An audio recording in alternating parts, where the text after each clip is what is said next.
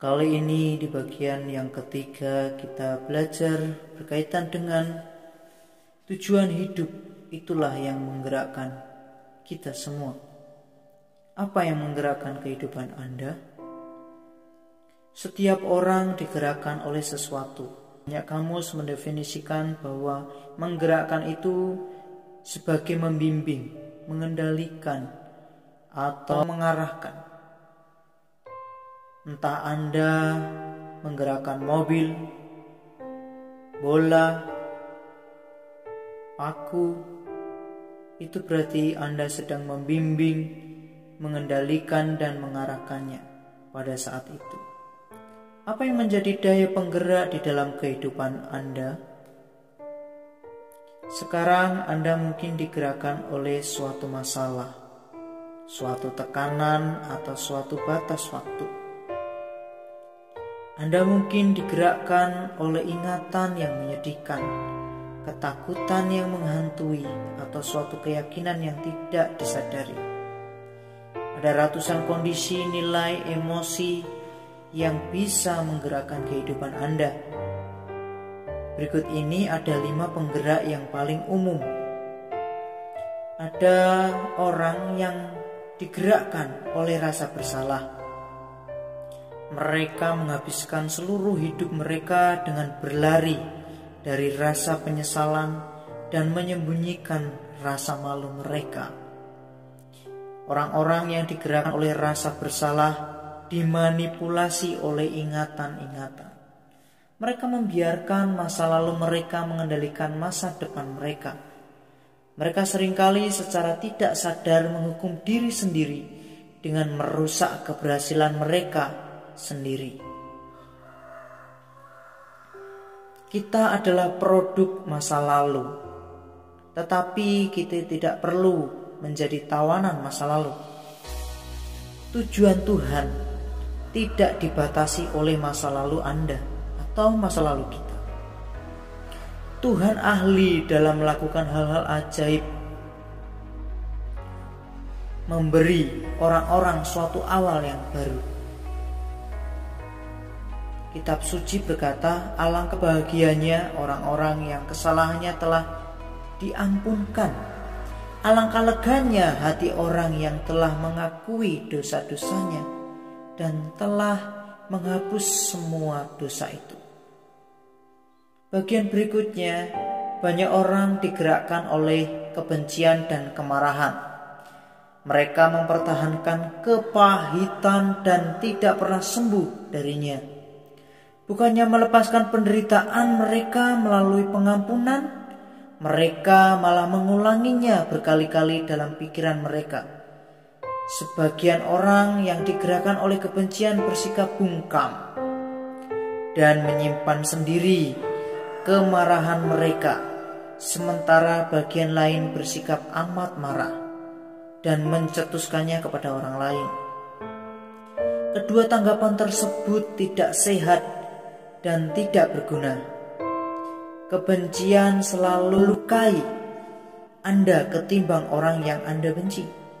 Sementara orang yang menyakiti hati Anda mungkin telah melupakan perbuatan mereka tersebut dan melanjutkan hidup. Anda terus dipenuhi penderitaan Anda dan mengabadikan masa lalu Anda. Perhatikan orang-orang yang melukai Anda pada masa lalu. Tidak mungkin terus melukai Anda sekarang, kecuali jika Anda mempertahankan rasa sakit itu melalui kebencian. Masa lalu Anda adalah masa lalu. Tidak ada yang bisa mengubahnya. Anda hanya bisa melukai diri dengan kepahitan Anda. Demi diri Anda sendiri, belajarlah dari masa lalu tersebut, lalu jangan mengingatnya lagi. Kitab suci berkata, hanyalah orang yang bodoh yang mati sebab sakit hatinya. Berikutnya, banyak orang digerakkan oleh rasa takut.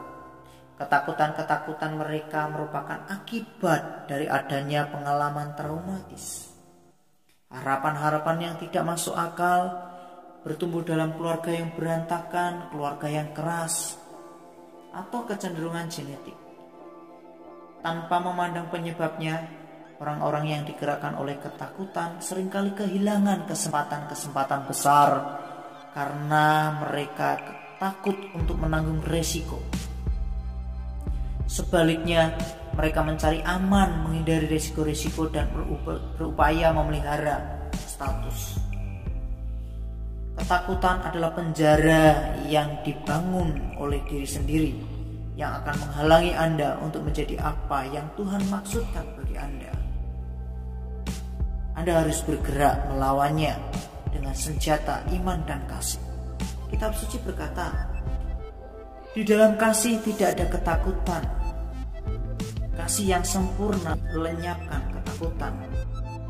Sebab ketakutan mengandung hukuman, dan barang siapa takut, ia tidak sempurna dalam kasih. Berikutnya, banyak orang digerakkan oleh materialisme. Keinginan mereka untuk memiliki menjadi seluruh sasaran kehidupan mereka. Gerakan hati untuk selalu ingin lebih didasarkan pada kesalahpahaman bahwa memiliki lebih banyak akan membuat orang lebih bahagia, lebih penting, dan lebih aman. Tetapi ketika gagasan ini sangatlah salah dan tidak benar. Ada mitos yang menyatakan bahwa jika saya mendapat lebih banyak, saya akan menjadi lebih penting, saya akan menjadi lebih bernilai. Padahal itu salah.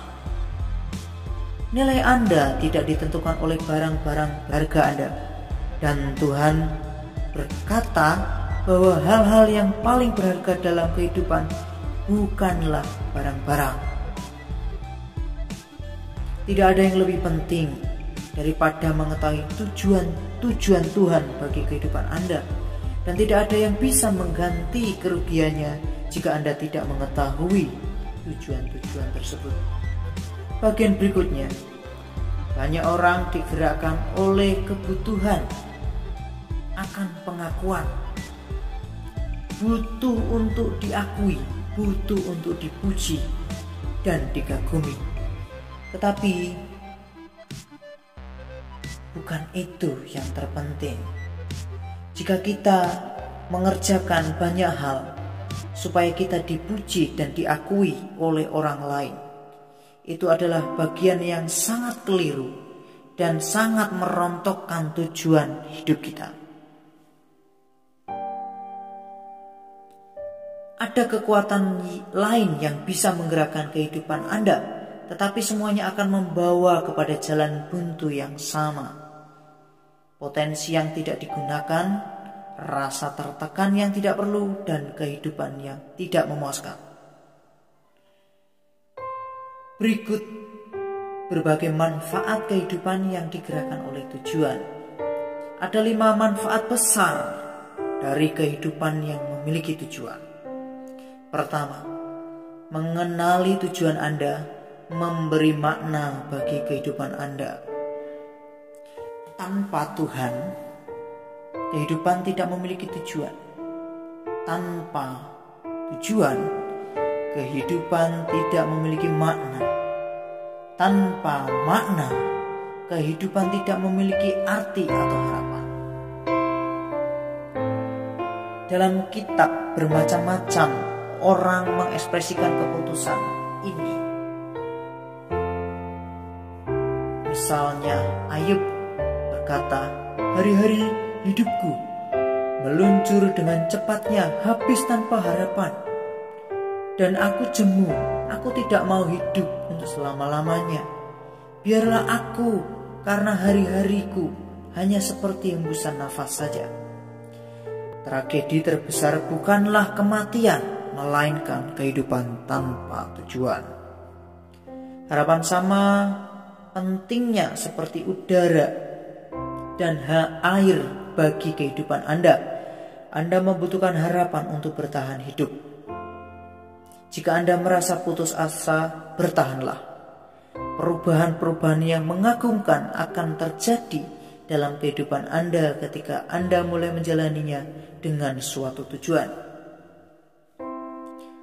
Tuhan berkata, sebab aku ini mengetahui rancangan-rancangan apa yang ada padaku mengenai kamu, yaitu rancangan damai sejahtera dan bukan rancangan kecelakaan, untuk memberikan kepadamu hari depan yang penuh pengharapan.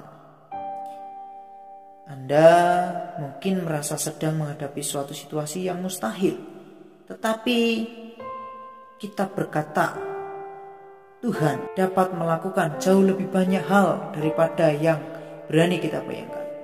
Sama sekali melebihi segala doa, keinginan, pikiran, dan pengharapan kita. Mengenali tujuan Anda memudahkan kehidupan Anda. Tujuan hidup menetapkan apa yang Anda kerjakan dan apa yang tidak Anda kerjakan. Banyak orang mengerjakan banyak hal dan tidak fokus pada tujuannya, sehingga mereka merasa letih, tertekan, dan lelah tanpa ada gairah. Itu sebabnya banyak orang merasa hidupnya tidak ada tujuan karena mengerjakan banyak hal yang sebetulnya itu tidak penting. Kita harus bisa memilah-milah, membedakan antara yang baik dan yang sangat penting. Bagian berikutnya adalah mengenali tujuan Anda membuat kehidupan Anda memiliki fokus. Tujuan itu akan memusatkan usaha dan energi Anda pada apa yang penting, dan Anda menjadi efektif karena bersifat selektif. Tanpa tujuan yang jelas, Anda akan terus mengubah arah pekerjaan, hubungan, atau lingkungan dengan berharap bahwa setiap perubahan akan menghentikan kebingungan atau mengisi kekosongan di dalam hati Anda. Anda berpikir mungkin sekarang akan berbeda, tetapi itu tidak memecahkan masalah Anda yang sesungguhnya, yaitu kurangnya fokus dan tujuan. Bagian berikutnya, mengenali tujuan Anda akan memotivasi kehidupan Anda. Anda tidak ditempatkan di bumi untuk diingat. Anda ditempatkan di sini untuk bersiap-siap menghadapi kekekalan. Banyak orang ingin hidupnya diingat oleh semua orang saat ia meninggal nanti. Tetapi itu hanyalah sementara. Tapi ada satu hal yang perlu kita tahu, bahwa mengenali tujuan Anda akan mempersiapkan Anda untuk menghadapi kekekalan. Banyak orang mengerjakan untuk tujuan-tujuan yang sementara, berkaitan dengan dunia, sehingga mereka lupa bahwa tujuan sesungguhnya adalah kekekalan. Pertanyaannya adalah, selama kehidupan ini, hal manakah yang Anda lakukan? Tujuan mempersiapkan hidup Anda untuk kehidupan kekekalan atau kehidupan sementara? Ada dua pertanyaan yang tidak semua orang bisa menjawabnya. Yang pertama adalah, jika Anda mengakhiri kehidupan dalam dunia sementara ini, Anda berada di kekekalan manakah? Dalam damai sejahtera atau bencana duka cita? Yang kedua, saat Anda di dalam kekekalan, hal apakah yang Anda lakukan? Pada kali ini, tujuan apakah yang menggerakkan kehidupan Anda?